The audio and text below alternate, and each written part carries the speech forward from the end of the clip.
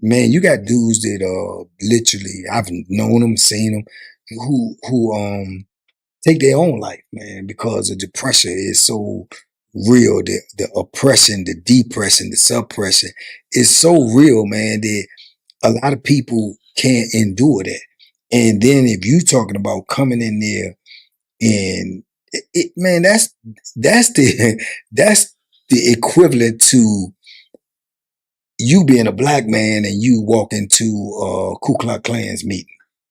You know, that's what's going to happen to them. You know, if they did that, and that's public knowledge. Oh yeah, did huge, and that's public knowledge, right? And it's considered a hate crime. That is the equivalent to a black man walking into a Ku Klux Klan's meeting after he just killed a white man. Wow. So you can. That's the first thing to come to my mind that I could even remotely give you an example. Well, the people in prison, though. Of course, you got dudes in prison, man. Like I had said it before. Shout out to Jerry Jenkins, man. Okay, shout out. Homeboy of mine's, man, fighting for his liberation right now. Been down for 40 years since he was 20, just turned 60. Very intelligent dude. To answer your question, that's what he do. He has a TV that does nothing. If it ain't on CNN, news, or anything related to economics or finances or news, he don't even watch. He don't watch sports. He don't watch talk shows. He don't watch movies. That's what he do. And he studies law. And he, fighting his case, and he's actually got other people out on, what I'm saying, from studying the law and getting their case back in the court with habeas corpus and stuff like that.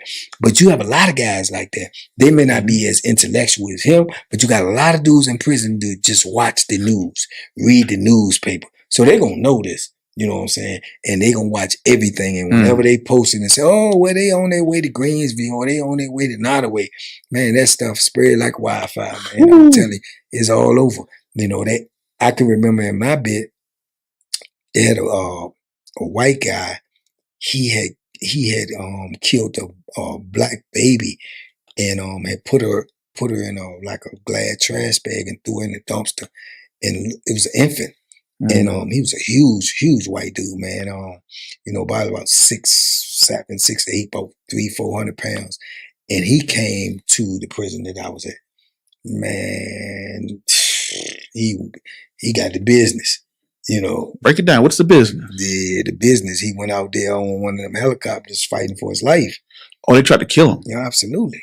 And the same thing with anybody that I've known, that I've been around, that was of another race and did something to the African American race and came into prison, and it was known, man, their survival rate or chances of not getting hurt is probably zero.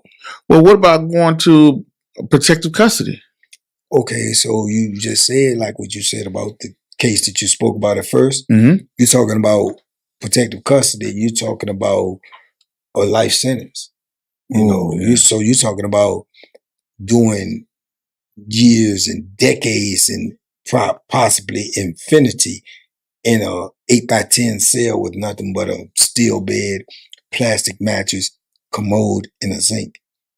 Your sanity will be tested each and every day. We are humans. We feed off of contact. We feed off of communication. We feed off of being able to, interact with other people. That's taken away from you when you're in isolation. That's a mind game on you. They have since, recently, after hundreds of years, possibly, definitely century or better, saying that holding people in segregation for 5, 10, 15, 20, 30, 40 years, that they have recently deemed that unconstitutional, cruel, and unusual punishment. But what about the people you have already done that to, and there's been no compensation for that? I myself have probably spent, in 33 years, I probably spent I probably spent over 6, maybe 7 years in segregation. Wow. You know, What's the longest you did in segregation? 4 years? almost 4 years. Almost 4 years. Tell me about segregation. Doing 4 years in segregation. First of all, you were back there by yourself. Yeah. And you came out what, once every how often did you get a shower? Every 3 days. Every 3 days you got a shower for 15 minutes, right? Okay. Yes. And then what about a phone call? You get a phone call once a week, 15 minutes. Once a call. And the rest of the time you just sat in a cell. That's it. You in a cell. They're gonna bring you 3 trays of pure unadulterated garbage a day. And that's it, my brother. You have nothing else.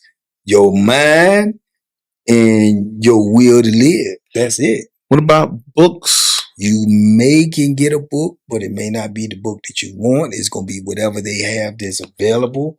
Out of probably 30, 40 books for 80 plus people that's in segregation in a block.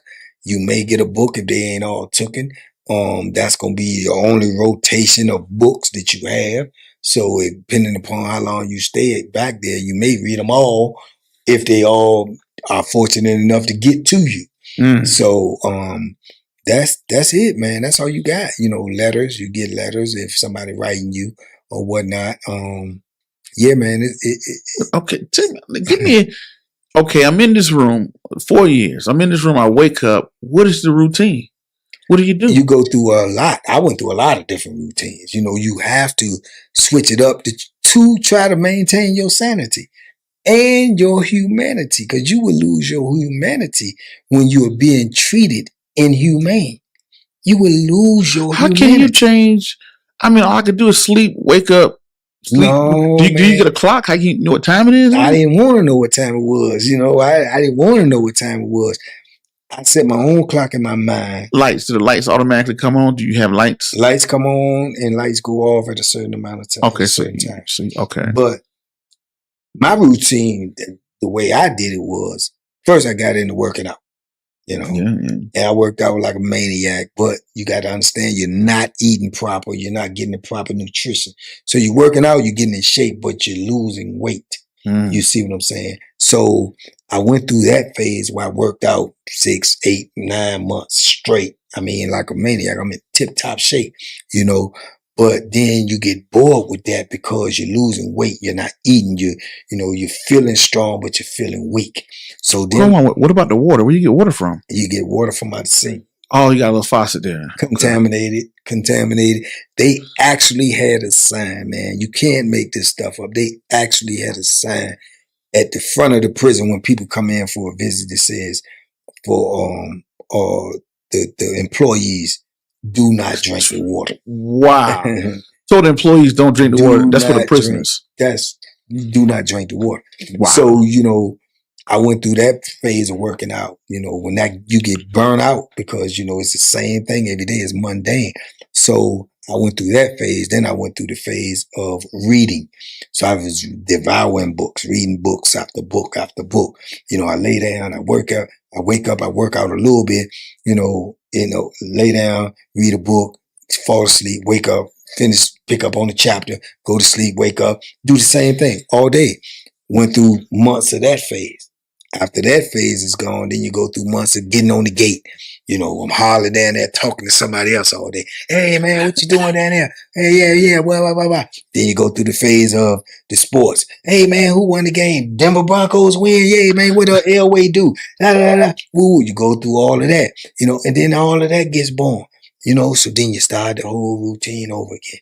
You go back to working out, and after you be back there for so long, see, like me, like three, almost 4 years, it's like, that's infinity, and then I had administration telling me, oh, you ain't getting out at all. You're going to stay back here for your whole bit. So your mind was infinity. So they didn't even tell you like, hey, you're only going to be back here for 4 months, they don't 4 years. You just like, hey, this is the rest of your life done. Yeah, they don't tell you that. They tell you what they want you to know, and they was telling me I won't get out at all. So in my mind, I'm thinking I ain't going to never get out. Yeah, that's a strong will to live there, because I'd have been like, all right, well, life is over for me. I'm done. Yeah. Yeah. But so you're back there, and how do you keep, your your sanity? Like they give you one book, like you said, you're yelling, you're working out. What's your will to live? Somebody tell you like, hey, this ain't it. You're never getting out of here. For me, it was like, only thing I really had to really grasp and hold on to was, like my mom, my family, my kids, my grandkids. I'm like, man, you know what I'm saying? I done been this far, man. They waiting on me. They've been supporting me. You know, how would they feel if I just died? Or how would they feel if I, took my own life? All that stuff cross your mind. Anybody who tell you they don't, they lying. I done been homicidal. I done been suicidal. You understand me? I done been on both spectrum. So that's the other phase that I didn't mention. I went through the phase. Then when you get to the phase where you done did this, you done did that, you done did this, then you turn around, you do it over and over and over again, and then you're still not gone. So then you go to the rebellion stage. So I done been through that. Well, I want to fight now. I want y'all to kill me, or I want to kill one of y'all. Come on with it. So I set fires in the cell. I flood the cell. I tear the cell up, and they come in there 10, 15 deep with electric shields, or they bring the Rockwellers in there and let them go on you, and you got to fight them, and then they beat you up and chain you down buck naked to the bed for 72 hours and come in there and let one arm out and let you eat out of a bag lunch, and wow, yeah, and then get you up and take you and let you use the toilet and defecate or urinate when there's about 12 of them in there standing around you waiting for you to buck, because you naked and they fully armed up like Ninja Turtles. You know what I'm saying? Yeah. So I done been through all of that. You know what I'm saying? But excuse me, but when you in that mode, you come to that in your mind like, man, come on with it. You know what I'm saying? Can't be worse than what I'm going through. Come on with it. And then sometime, man, that's what I meant by your humanity. You have to maintain your humanity to understand that you're human, because they treating you inhumane. So to maintain your humanity, sometimes you got to feel physical pain to make you know you're alive. Wow. So to rumble with them 10, 12, 15 deep, knowing that, you can't win, but you're going to take them knocks and bumps and bruises, because when you land in there healing up, you like, yeah, I'm still breathing. You ain't killed me. I got to be alive. I got to be a human being. Regardless of how you treat me or how you look at me or how you perceive me, I'm human, because I'm laying right here now in pain. You feel what I'm saying? I'm in pain. So it's crazy, man. But these are the mindsets that you go through when you're going through the things you have to go through. Like I say, it ain't meant for nobody. I don't think prison is meant for human beings. Yeah. I just really don't. I always feel like it's a better way. I feel like you ain't helping nobody, incarcerating them. The things that they say are correctional officer, that's incorrect. They ain't correcting nothing. Correctional center, incorrect. They ain't correcting nothing. You don't go to prison and come out a better person unless you want to. Period. Because I learned more about other things in crime and prison that I wouldn't have even thought about, knew about, even dreamed about. So it ain't that they corrected me. I corrected me, because I realized this ain't the life for me. This ain't the life I want to live. Okay. I got to ask you this. When it comes down to, let's get on the financial side. You say, hey, my ultimate goal was to have a gym someday, right? I want to have a boxing gym for kids, things like that, right? You walk out of prison with $1,000. What direction or way, hey, I came out with $1,000 2 years ago. I want to have not a prison, but just got out of prison, but you want to have a gym for kids, boxing. Do you have a roadmap to get there? Yeah, I had a roadmap to get there. My roadmap was to start working as soon as possible, get in somebody's barbershop. If I could do some side work, do some side work. Everything that people was giving me when I came out, I had a lot of blessings, man. A lot of people who loved me, missed me, and gave me things. Man, I was putting mine to the side. You know what I'm saying? I was putting mine to the side. One thing I can say I definitely learned how to do while I was in prison was to budget. You have to learn how to budget in prison. if you don't budget in prison, you will eventually be in a situation. You know what I'm saying? Because you're going to not have what you need by the time you go back to the store. Then you're going to go borrow from the store box man, which I eventually became the store box man. But you're going to go borrow from the store box man. 9 times out of 10 or 10 times out of 10, the store box man is running with an iron fist. Everything is 100% interest. Wow. Yeah, if you get 2, you owe me 4. If you get 6, you owe me 12, and so on and so forth. It's 100% interest. If you don't have it, you got to pay it back in blood. Wow. So you don't want to get in those type of situations. So you're going to learn how to budget. But yeah. You know what I'm saying? You're going to make this last from here. You're going to have to go from 30 days here. So I learned how to budget. You know, so I knew how to budget. I knew how to stay within my means of what I needed and make what I had stretch. So I had that coming out of prison. So like I said, with my $1,000 I had, I took upon all the welcome homes, huh? Here you go. Yeah. Ooh, I put all mine to the side. You know what I'm saying? Yeah. And then people want to take you out to eat. They want to do this and they want to buy everything. I'm like, all right, sure. I'm good with it. You know, oh, you need this, you need that. Yeah, you know what I'm saying? And I keep mine to the side. So, you know, I was building up a little surplus. And I'm thinking to myself, okay, when I start working, then I add on to this, I add on to that. But then, you know, those things dry out. You know, everybody ain't gonna give you something forever. You know what I'm saying? Everybody. So, you know, I start dipping in it, you know, and I'm doing this because day stuff, taking care of myself. So I'm waiting to cut hair and I'm starting to cut hair. I'm cutting people hair on my own. I ain't in nobody shopping nothing yet, but I'm cutting hair on my own. And then, like I say, you could have a plan, but your plan will be superseded by God's plan. Yeah, that's true. You understand? So all of a sudden, I think I was out maybe 3 months, and dude called me, you know, about the after prison show, which actually I ended up going on. But what had happened was my ex-wife had watched this show. And she had called me, which is one of my best friends today. You know, shout out to her. She called me and she asked me, did I ever see this show called the After Prison Show? I'm like, I'm gonna see it. You know, see, you know. So she was like, "No, it's a show where this dude. He got this show. He used to be locked up, blah blah blah. And then he got this show. He be interviewing people who was locked up, and they had this dude on there that was locked up for 31 years, and he was telling this story, and he said he was locked up in Virginia. So my response was, if he was locked up in Virginia for 31 years, I got to know. Yeah. You see what I'm saying? So boom, I hit him back, and I say to him, I hit her back. I said, yeah, well, I looked at the episode. I know the dude, blah, blah, blah. So when I say that, she was like, I was like, man, this is crazy. So she was like, boom. Well, I contacted him and told him if he's talking to him, he should talk to you. I said, what'd you do that for? You know what I'm saying? So she was like, man, you need to talk to him. I'm like, man, I ain't trying to go on nobody's show. Yeah. But the dude called me, you know, he wanted to holler at me. He was like, look, man, I'm going to pay for your time. You know, I give you $100 an hour. Now, mind you, I just told you I was making 45 cents an hour for 30 years. So $100 an hour, that's like a big come up. So I'm like, okay, well, that's what's up. I do the interview. So I did that, man. The first show, it got like, to this day, I think it got like 800,000-900,000 views. Second show is over 500,000. And he just kept calling me back. So then he was like, well, what else you used to do in prison? And I told him I used to box. I used to cook my own food because I ain't like people messing with my food. You don't know. Somebody trying to get you. That's the way they can get you. Put something in your food, you know, next thing you know, you up out of here.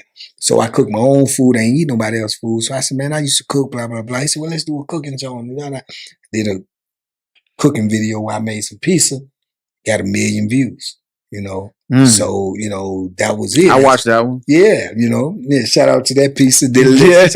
Pure delicious. I always wanted to take two. I was like, man, I wonder what that pizza tastes like. Man, I got to make it for you. I guarantee it's better than any pizza you ate out here. I don't care who it is. You know, no disrespect. Pizza Hut and all that. You ain't messing with that pure delicious. Yeah, okay. Nah. So, you know, I did that. And then my son, you know, shout out to Hollywood Trail, who is a video photographer out there in LA. LA, nice. He was like, man, hit me up because I don't know nothing about this stuff. I'm just, you know, trying to stack me some money. So he hit me up and he was like, man, you need to start your own YouTube. You know, I was like, I don't know nothing about that. I can't, you know.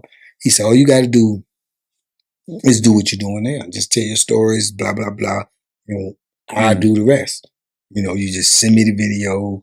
and I edit it, I'll post it, I'll make thumbnails or whatever. I ain't know what thumbnail was.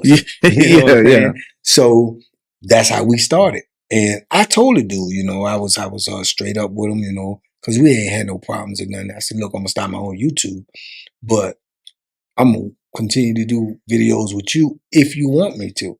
And he was like, okay, cool. You know what I'm saying? But, like I said, I don't think he was super feeling it because, once now I'm in the business, I know what the revenue is. So I know it was a hit to what I was bringing to his table. Yeah, yeah. And that's understandable. He's a businessman and, he created a great business. He created a great platform. And shout out to Joe after prison show. Oh, yeah, shout out to Joe. Shout out to Joe. Yeah, man. That man went out with 6 years. And what's so ironic about that, man, this is how God works, man. I believe in that type of energy and stuff like that as well. That man got out 6 years ago from the time that I got on this show on my birthday. Wow. You know what I'm saying? So it's like divine power. And he turned that into a great platform, man. He helped a lot of people. He gave a lot of other people a platform to share their story. Had I not went on that show, this is definitely probably wouldn't have been the path that I chose. Yeah.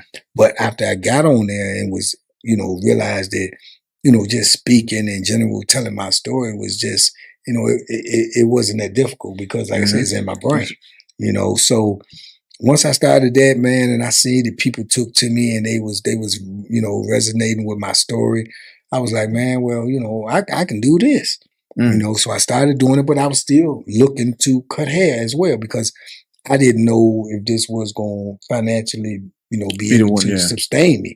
So, as it started moving and moving and moving, it commanded more of my attention. I was doing it one time and I seen a dude on there, man, and he was like, I'll be checking subscribers and stuff. I'm learning all about the internet. I don't know nothing. So I'm learning on the job. So I see the dude on there and at the time, I think I had like 21,000 subscribers. Mm-hmm. Man, old boy had like 28,000. Mm-hmm. And he said he was making $10,000 a month. Whoa. Man, that's what I said. Yeah. I said $10,000 a month. I said, man, I need to. I called my son. I was like, hey, man, I got 21,000 subscribers. This dude said he got 28,000. He said he make $10,000 a month. He said, you got to post more videos. I was posting like 1, maybe 2 videos a week, thinking that this is what it is, Man, he said that from that day forward, I've been posting videos every day, Every day. Every day I post videos 7 days a week, if not six or 7. On all Saturdays, I go live for a while, but normally I will post a video on that day too, but sometimes I don't. But ever since that day, because I'm a... Did it generate your revenue? Absolutely. Nice. And I'm a visual learner. If I don't know it, if you could show me, and I can see it, then I can acknowledge it and it'll resonate with me. And I'm not no stranger to working. I know you got to work. You got to put in the hard work. One of my mottos was do what you got to do now so you can do what you want to do later. You understand me? But you got to start right now. So I ain't had no problem with putting the work in. Once he told me that, it's been videos every day. Now, something that I sit back and I really thought about this, on the financial side and business side. And this is my opinion. I listen to your story, watching you, being a fan of your content, watching your content and stuff like that. And with $1,000, walking out of prison with family support, at the age of 53, right? I look at it and say, people are like, hey, this person wants to make investments in the stocks or whatever. Whereas that may not be true because it's the situation. Like my dad is 76 years old. Like if somebody came to me right now and said, Prince, I'm going to give you want $2 million or do you want $10,000 a month for the rest of your life? $2 million right now or to take $10,000 for the month for the rest of your life. Me, at the age of 37, I would take the $10,000 a month for the rest of my life because I can't go broke. I can't mess it up, right? But my dad, who's 76 years old, he would be better off taking the $2 million Right. because he's already past the average man lifespan. Right. So when he do get $10,000 a month, $120,000, he might get that for the next 5-6 years or whatever. And his life expectancy is not that high. So age is a big piece there. So in your case, coming out of prison with the trades, you have to start your own business in some facet, right? Either you learn plumbing, you start off as a barber in a shop, you build up that cash flow, build up that client base or whatever, and then maybe look into starting your own shop. And then with your own shop, you sell your books. You already got your own fan base. You start cutting hair on live, right? You start cutting hair on live. Hey, look, y'all, I'm nice with the clippers. Now people are going to travel from around the world. I guarantee you, because I never seen you cut hair on live. Mm-hmm. If you cut hair on live, people will come around the world for you to cut their hair, right? That's a whole nother stream. That's two streams at the same time. So they're going to show up. They're going to buy that book that you're going to have. They're going to get their hair cut from you. And they're going to want to be posted. And that's content for you at the same time. You cut their hair and give them a conversation. Do what you're already talking about. Right. They probably already know you. So so when you have that revenue stream, now before I even got into that revenue stream, the first thing I would have done, I got that $1,000, I would have got a secure credit card. Secure credit card is just, I don't know if you're familiar with it or not. You just give $500 to the bank, maybe federal, whoever, you give them $500, they give you a credit card. So it's secure. It's backed by actual money. I would do that to establish credit. Utilize that when you bought chewing gum, you brought, I don't know, your glasses, your shirt, or whatever, you do it on that. So what that's doing is slowly building you credit, right? Give you that credit history that you don't have. Then I would take out small loans like $500 here, maybe $1,000 and pay it back over 6 months, pay it back, establishing that credit, that rapport with a financial institution to say, hey, this person is good with credit, because cash is king, but credit is power. Right. Why do you think so many people make money off of real estate than they do stocks? People make more money off of real estate than they do stocks because real estate, 95% of the time, is funded with debt, meaning other people's money, right? When I purchased my home was $400,000, right? Then I come up with $400,000 out of my back pocket and say, hey, here's 400 grand. Let me have this house. No. You go in there, a bank look at your credit, they look at your cash flow. Now you got cash flow, you got credit. They be like, all right, here's 400 grand to go buy this house. You buy the house for 400 grand, and guess what? The house goes up 50% over the next 3-4 years. You made 200 grand. The house you bought for $400,000 is now worth 600. Right. Right. Now what they're doing is that was funded by debt. See, when people go buy stocks and they go buy crypto, people don't borrow money to do it. Even though that's the American way. Why you think Trump filed bankruptcy 6-7 times? Most of the most wealthiest people usually go bankrupt because they borrow to purchase other assets. People make money in real estate because they borrow money to purchase an asset. In order to borrow money, you're going to need some credit and some cash flow. Now that you got your channel going, you got you work in a barbershop, you can show that, hey, look, bank, I have cash flow. I'm making this much money. I borrowed money before. You always borrow. I always tell people in biblical terms, when did Noah build an ark? Did he build an ark before the flood or during the flood or after the flood? Everybody knows he built the ark before the flood. So before you even need the money, you be like, I don't need no credit. I don't need to borrow no money. I got my own money. I live off of cash. That's good. That's the best time to go and borrow money. Right. Because so one day when you do need it, it's there for you. Right. Now you can say, hey, you know what? Now I want to acquire a duplex. Right. I want to go in. I want to acquire a duplex. Save up your money. You got a little credit. I want to acquire just a duplex. I'm going to live in one and I'm going to rent the other one type deal. So you live on one side, you may rent the other side. They help you with your mortgage, or the other side may pay your mortgage for you. Then, you kind of flip from that way. Or you may look at to get a franchise. You like to cook. You might find a franchise that you might like. I've seen hookah lounges franchises. I've seen other franchises. The positive about building a franchise is that you can do a better cost analysis and profit analysis of what's actually going on. See, if you and I started a burger shop, we don't know how it's going to go. We got to come up with a name. We got to come up with a logo. We got to come up with a uniform. We got to come up with where we're going to get the burgers from, where we're going to get the French fries from, what's the restaurant going to look like, what's going to be, we got to market. All of that got to come into it. Versus if we went and got a McDonald's, we already know what the game is. Plus, we can talk to McDonald's owners around us and say, how much are you making? How much are you losing? How much, what does good for you? What does bad for you? All this data, that's pretty much what you're buying. You're buying the data and you're buying an established brand, because people walk into McDonald's, you don't care who own it. Right. You just like, hey, I'll come here, let me get a number 2 and you out of here. You went to Chick-fil-A, you get that sandwich, you don't care who own it. Right. But if you wanted to own it, but I would strive to say, hey, you know what? Because these things are going to build you cash flow. Yeah. Now you got these cash flow assets. So I would build my credit up, and then I would do things to help build my, cash flow. Writing a book, that's a cash flow. You start cutting hair. Definitely, that's going to be a big one. You start putting that up on TikTok, doing what you're doing for YouTube. People will be like, man, I'm in Virginia Bank. Can you cut my hair? Guarantee you that's going to happen. Right. People just going to want to support you. They want to meet you. They want to talk to you. So that's taking your skills and monetizing the skill even further, because most barbers don't have a social media platform like you. Right. Like on YouTube alone, you got how many subscribers? Almost 65,000. Almost 65,000 subscribers around the world. That's not even counting people who just casual tuning in, right? Do you know 65,000? If you went to a movie theater, and you sit and watch it in a movie theater, how many people can sit inside of one movie theater?